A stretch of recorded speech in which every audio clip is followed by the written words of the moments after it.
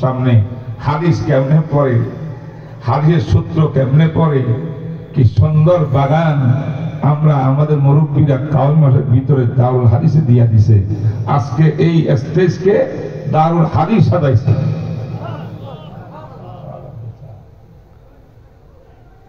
কি বলেন, ভালো লাগে? রাসূলের হাদিস ভালো লাগে, কোরআন ভালো লাগে। সবাই বসে। এখন আমাদের ছাত্র তিনি এখন ইবাদত পড়বেন, রিডিং পড়বেন। আপনার মনোযোগ সহকারে শুনুন, পড়ুন। বিসমিল্লাহির রহমানির রহিম। الحمد لله الذي جعل الإسناد من الدين ومن خصائص شريعة سيد الأولين والآخرين، ولولاه لقال من شاء ما شاء من غير مستند ولا يقين.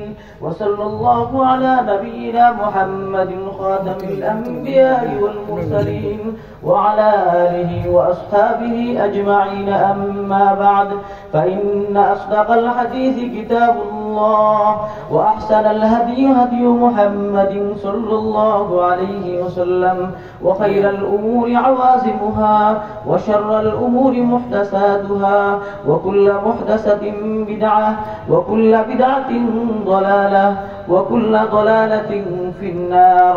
وبعد، نحن جميع طلبة مركز الشيخ زكريا للبحوث الإسلامية نقول قد قرأنا الجامع الصحيح للإمام البخاري وجزءا من الجامع للترمذي رواية ودراية على شيخنا العلامة المفتي الكبير الشيخ محمد ميزان الرحمن سعيد حفظه الله تعالى ورعاه، شيخ الحديث بالمركز وتلميذ خاص للشيخ العلامة الفهامة المفتي محمد تاقي العثماني حفظه الله ورعاه. قال حدثنا العالم الرباني الشيخ صحبان محمود شيخ الحديث بدار العلوم كراتشي سابقا. قال حدثنا الشيخ العلامة خير محمد الجالنداري عن الشيخ العلامة الشيخ ياسين السرهندي، وهو عن شيخ الهند الشيخ محمود حسن الديوبندي عن الشيخين الجليلين قاسم العلوم والخيرات الشيخ قاسم النانوتبي والشيخ رشيد أحمد الكنكوهي رحمه الله رحمة واسعة.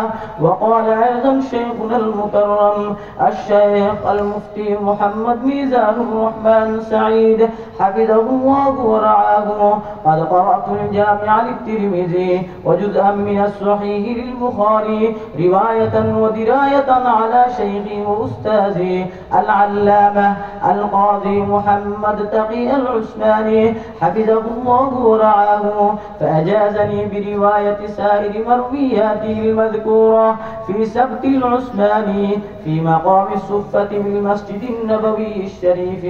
قال أجازني الشيخ حسن بن محمد حسن المشيات المالكي ومسند العصر الشيخ أبي الفيض محمد عيسى الفادني والشيخ العلامة غفر أحمد التانبي والشيخ مولانا محمد زكريا الكندلوي والشيخ المقري محمد طيب رحمهم الله جميعا، وكلهم يرفعون أسانيدهم إلى الشيخ عبد الباغني المجددي صاحب الياني الجنيع، وهو عن الإمام إسحاق الدهلوي عن الشيخ الإمام الشاه عبد العزيز الدهلوي رحمهم الله تعالى.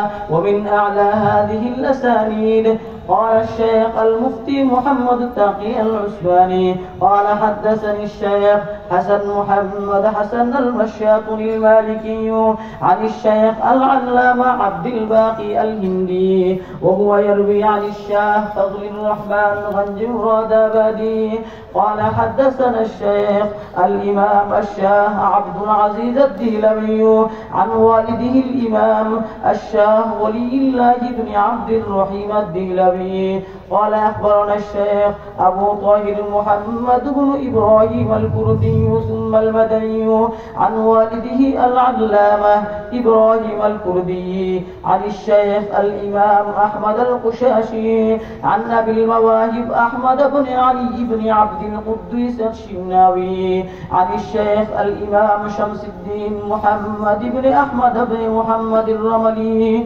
عن شيخ الإسلام زين الدين زكريا بن محمد الأنصاري عن الحافظ شهاب الدين أحمد بن علي بن الحجر العسقلاني عن الشيخ إبراهيم بن أحمد التنوخي عن الشيخ أبي العباس أحمد بن أبي طالب الحجار عن الشيخ سراج الدين الحسين بن المبارك الزبيدي عن الشيخ أبي الوقت عبد الأول بن عيسى بن شعيب السجزي الهروي عن الشيخ أبي الحسن عبد الرحمن بن محمد بن المظفر مظفر بن محمد الداودي عن الشيخ أبي محمد عبد الله بن أحمد السرخسي عن أبي عبد الله بن محمد بن يوسف بن مطر بن صالح بن بشر الفربري وهو عن مؤلفه أمير المؤمنين في الحديث أبي عبد الله محمد بن إسماعيل بن إبراهيم بن بردزبة بن بززبة الجعفي البخاري رحمهم الله تعالى.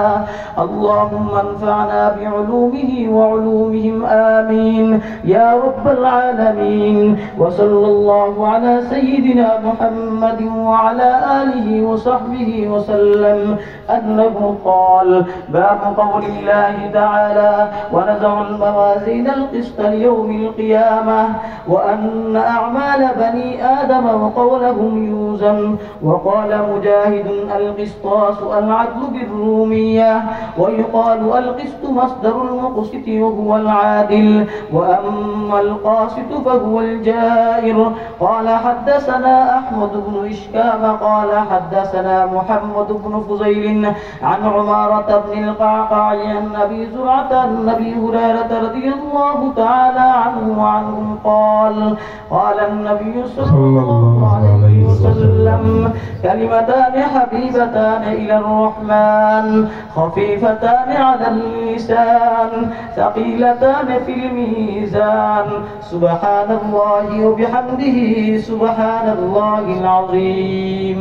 سبحان الله وبحمده সবাই পড়ি سبحان الله وبحمده سبحان الله العظيم.